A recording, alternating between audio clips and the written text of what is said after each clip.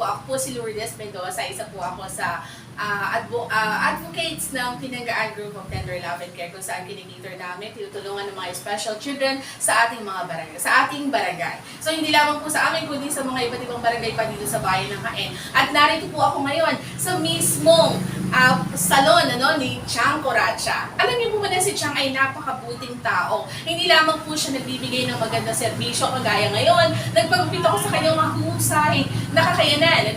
So marami po sa atin dito mga kababayan na may mga kanya-kanyang talento. Isa po si Chang Coracha ang meron ito. Kaya nga po napatunayan po namin at nakilatis na siya po ay may magandang hangarin para sa bayan ng Jaen. Unang-una nga po ay napakagandang proyekto na magkaroon ng libreng gupitan. Take note, hindi po kasi lahat can afford na magpagupit. Kasi bilang isang mami, nanay, lola, minsan ikakain na natin, bibili natin pagkain, pero hindi na tayo magpagupit. Pero ito po ay kailangan din natin. Yung proper grooming, sabi nga. So sa mga mamis po na hindi na makapagsuklay dyan, pag si Chang Coracha po ay makapaglingkod sa ating bayan, magkakaroon po tayo ng libreng gupitan.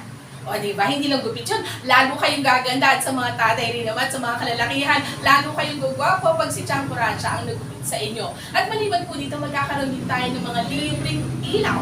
May ilaw sa iba't ibang barangay ng bayan ng Jaen, kung saan tayo natatakot na magbiyahe, maglakad dahil hapon o gabi na dahil walang kuryente, walang ilaw.